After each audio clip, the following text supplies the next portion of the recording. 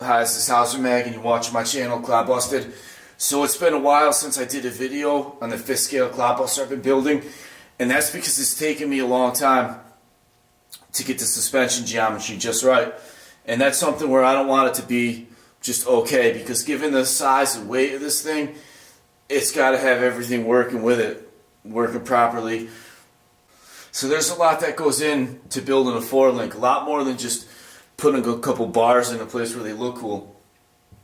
There's a lot of things you got to consider, like roll center height, roll axis angle, instant center of gravity, and what I think is the most important is anti-squat. So a high anti-squat is going to make the back rise when you hit the throttle. A low anti-squat will make it squat, and it'll make the front end rise. Shortening the vertical separation, meaning the distance between the upper link and the lower link on the frame side, is going to increase your anti-squat. So the closer these are together, the higher your anti-squat is going to be, meaning it's going to want to rise more. Farther apart they are, it's going to want to squat more and raise the front. So depending on what you're going to be using your truck for, whether it's like a monster truck, you're doing freestyle, or if it's like a scale crawler, you're going to be rock crawling, you're going to want to play around with different anti-squat values.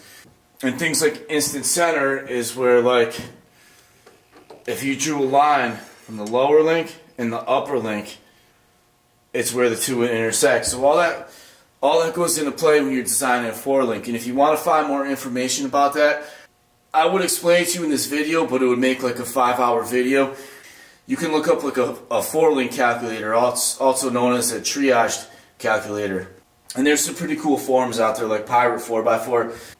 But that's pretty much it. It's uppers triangulated. The lowers are slightly triangulated. Actually, I'm going to put this thing on the ground and give you a better look at it. Alright, so there you can see the lower links point slightly outward. Actually 10 degrees to be exact. And that's because it's very important to have those lowers and uppers triangulated the right amount. Because if you don't have those things just right, as the truck leans, the distance between axle to axle is going to increase or decrease. So that means as this thing leans in a corner or hits bumps, it's going to actually steer the axles. You don't want that, because then you're always going to be doing a lot extra steering than you have to. Or sometimes you might want that depending on what you're going to use the truck for.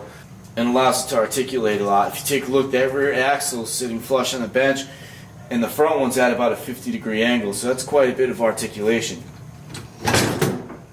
And all these suspension joints are fully adjustable. They're basically just a small version of these. This is an 1 1/4" Heim joint, standard in the monster truck industry. So what you would do to get your adjustments, you would just either loosen it and then lock down this jam nut, and you can change the lock settings that way too. So that's pretty cool. So I still have a little more work to do. I got to mount the shocks. I'm gonna sit in here like that.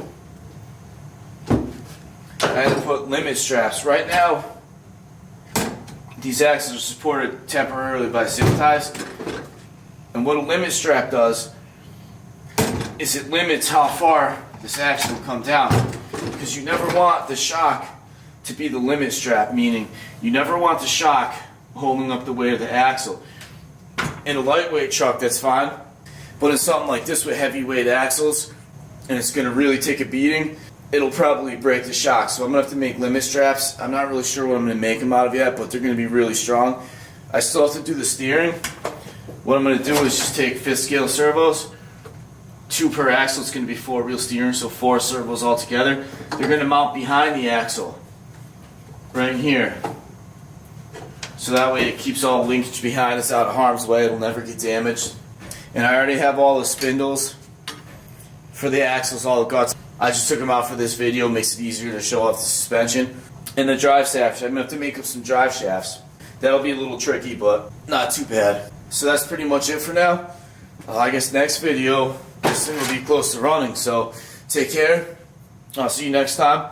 Hope you enjoyed the video. Like and subscribe.